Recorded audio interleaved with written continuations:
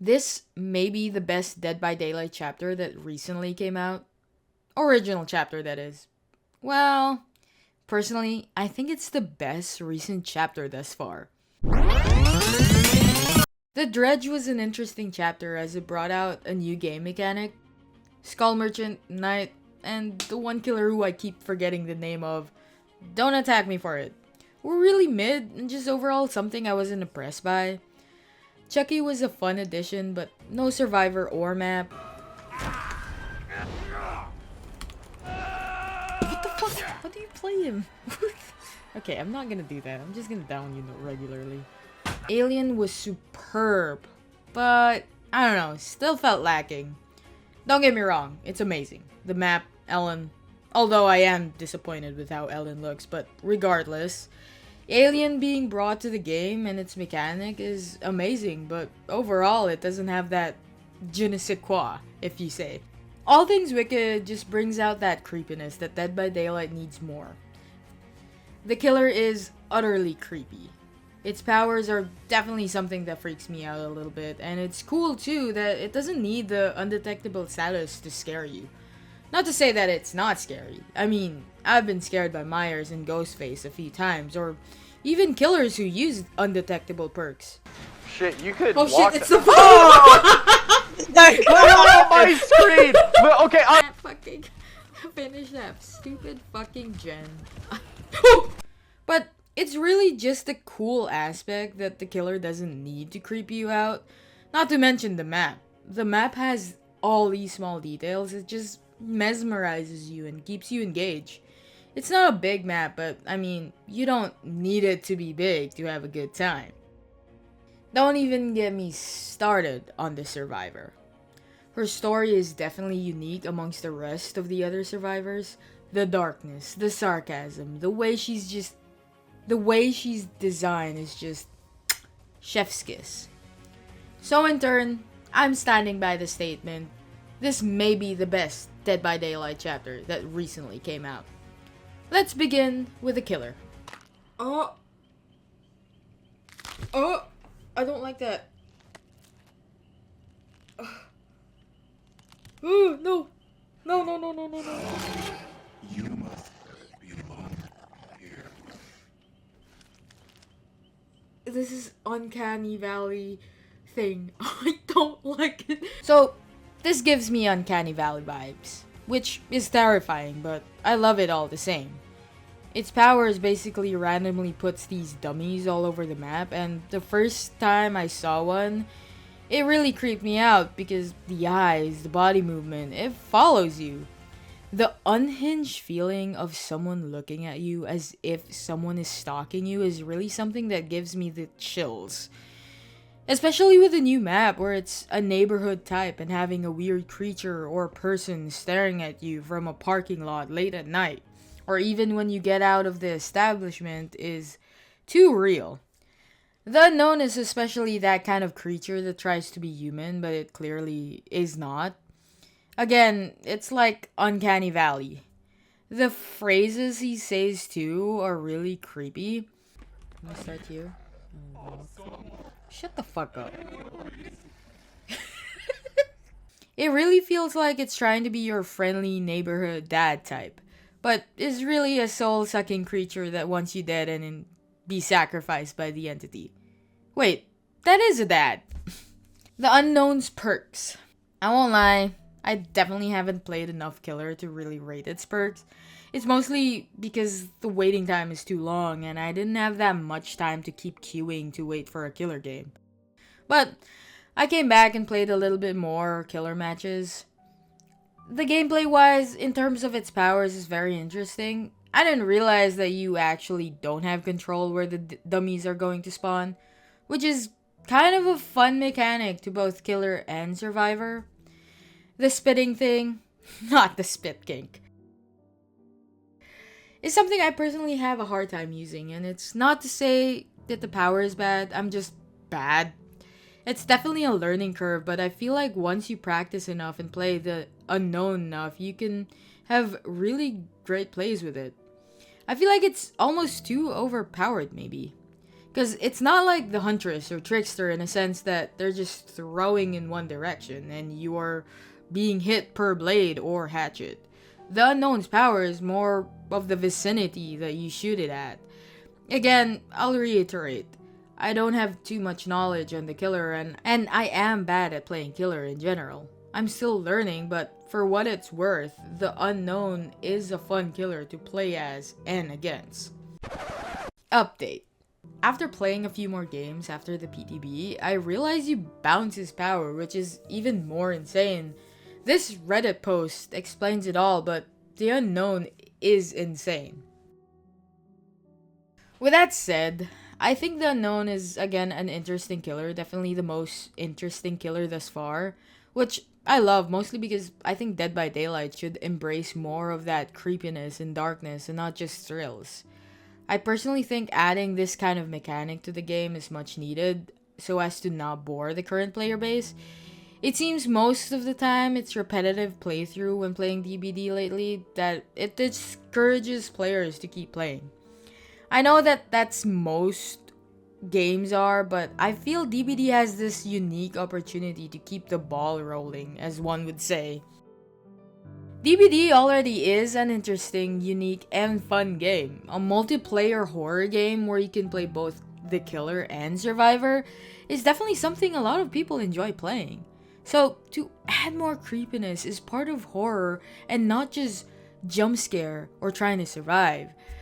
The Unknown is a killer that gets in your skin and challenges you more, not only as the killer, but as a survivor.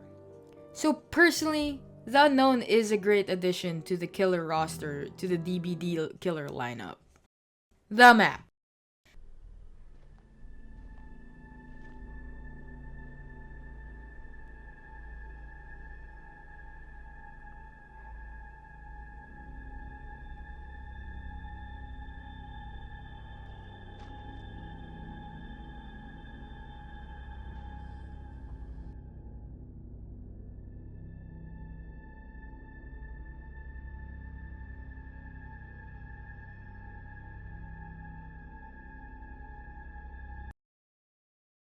Wait, this is it. This is the goddamn new fucking map. I'm not going to talk too much about the map or make it long because really, there's not too much to say. There are definitely a lot of small details that I really love that just makes it all the more unknowing-y. The map is based on the town that Sable Ward and Michaela Reed lived, Greenville Square. I didn't know at the time when I was playing the PTB that it's part of a subcategory map of Withered Isle Realm.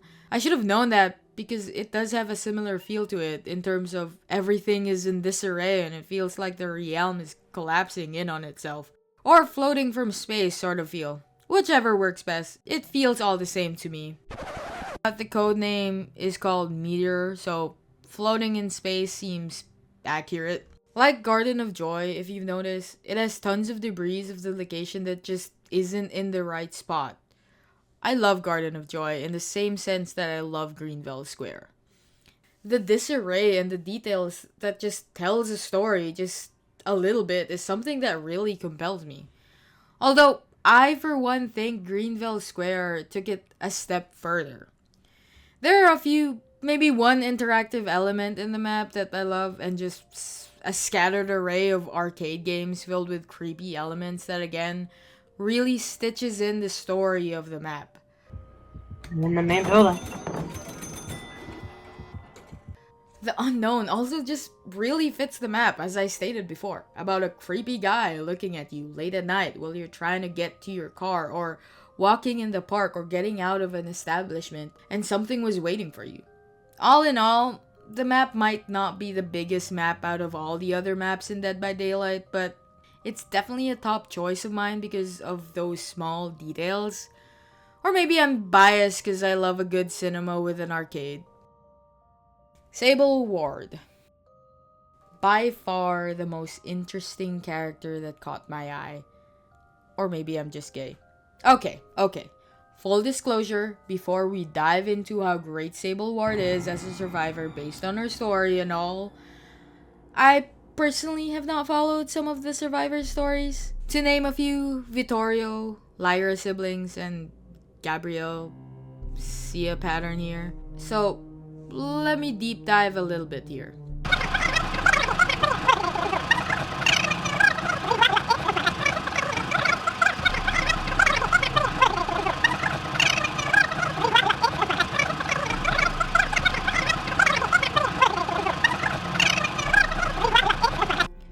With immense speed of reading, I can surmise that Sable Ward is by far the most interesting character that caught my eye.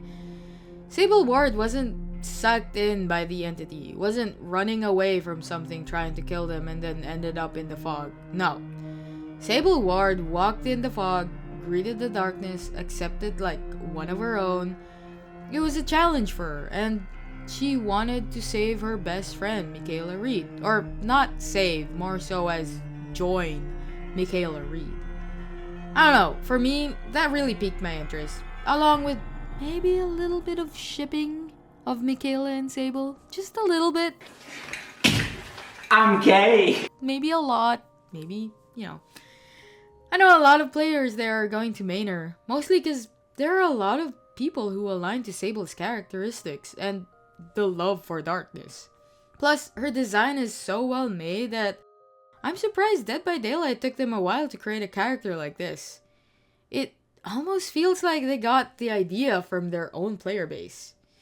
I remember when Michaela came out and everyone was hyped for her because of her character design and her love for witchy and dark things. A lot of people, again, aligned with her as a character. Enter Sable Ward, who is an even edgier version of Michaela. It's again funny how Sable is almost the representation of the player base, but she really stands out from all the other survivors in terms of her aesthetic. Now, let's talk about the perks. In my honest opinion, I think they're not the best. I say not the best because they're not bad, but they're also not the best. I don't know how much more to describe it. Okay, I read them all again and maybe I missed it while I was playing the PTB. I recorded this and wrote this during the PTB, but it seems Wicked was changed, which changes my opinion a little bit, but still not super impressive.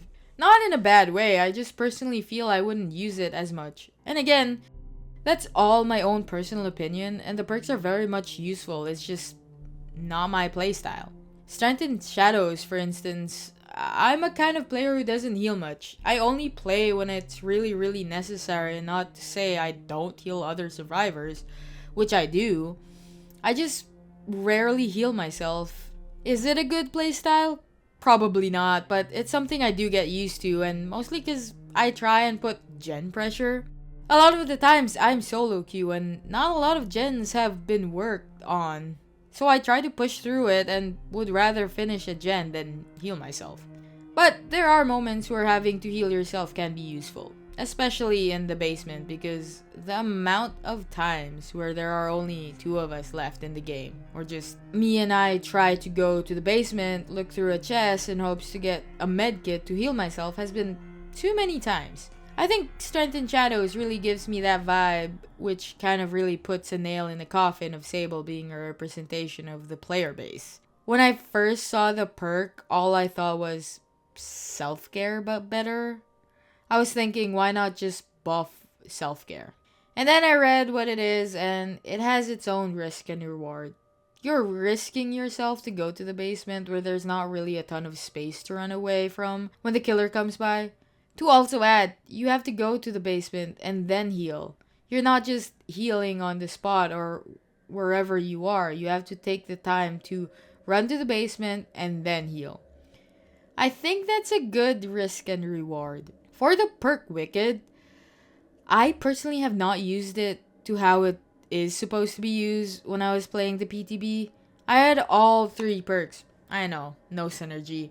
And it's the least perk that I used. I mean, yeah, I didn't use the healing perk because I was injured the whole game because of Invocation, but it was something that I didn't get the chance to really use. I played a few games like a few weeks after the chapter release and I got to use it because... Wait, come back. What? No. Come on, hook me. Please, please, hook me. Hook me. Hook me. Hook me.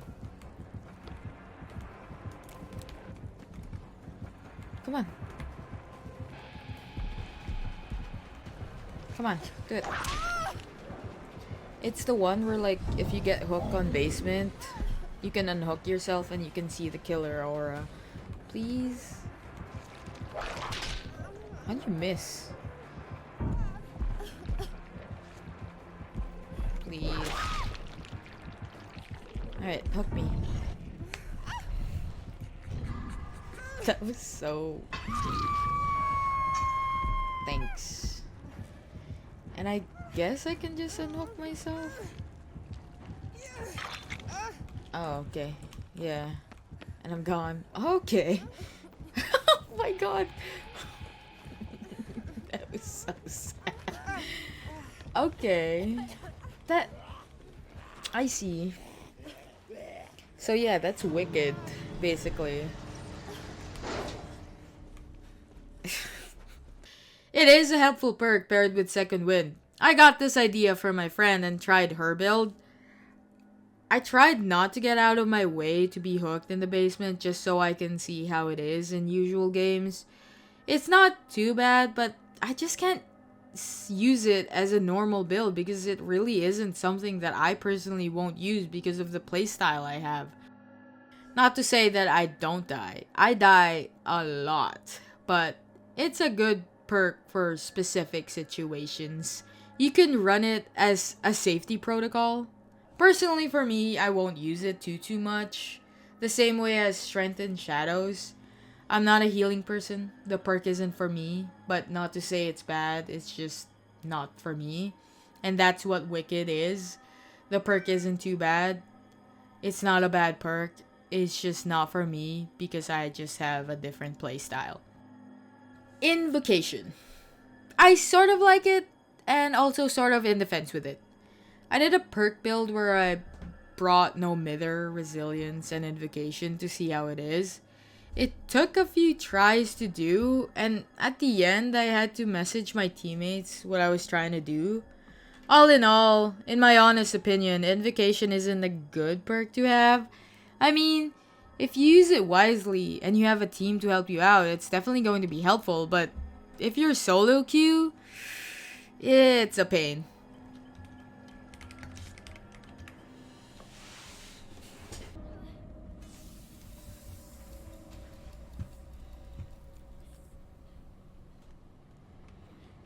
Okay,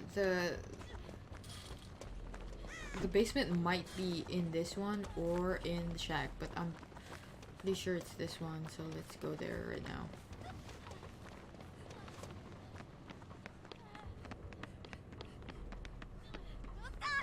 Yes, immediately here. Perfect. Perfect, perfect, perfect. Love it. Oh, what? Okay, there you go. Thank you, Claudette. Alright, so 120 seconds, 50% with someone with me. Let's see. It's going fast. Resilience doesn't work with this perk, which kind of sucks, but I get it. It doesn't matter anyway. Fuck yes. How fast does this go? I feel like she also had... Yes!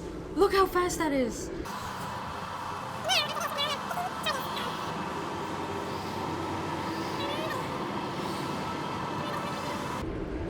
Let's go! Thank you, thank you, thank you! Alright, let's get out of here. I think you're better off doing just gens instead of bringing something that could hinder you. I've seen other people use it too, and most of the time I just keep wishing they'd do gens instead of doing an invocation. I am excited for what's next for the invocation perk and what it can do, but with this one, it's case to case. There was one match. I noticed someone was doing invocation, so I decided to help them out. We had one gen pop and one person being chased. While doing the invocation, the person got downed and got hooked. After they were healed and everything, both the teammates went down to help out with like 90% done. So to be quite honest, it was kind of a waste of time. We got lucky having all four of us there because I think the killer got lost or something. But in a different case, that would have been bad for all of us in the basement. I think it would have been better to have just done a gen, but then again, in the same match, the last gen was popped faster. I don't know though. To me, it wasn't worth it. Where the fuck is the basement? We have to go to the back of the building.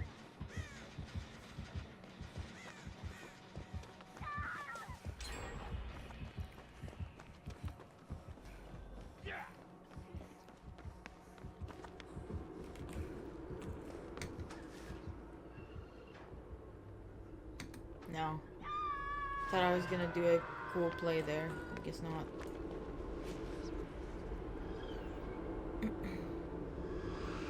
You gotta save, Robin. I am.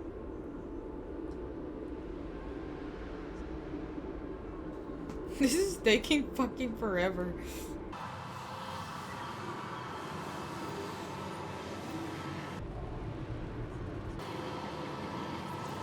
Oh, this guy already has no mither. Yep. Hello.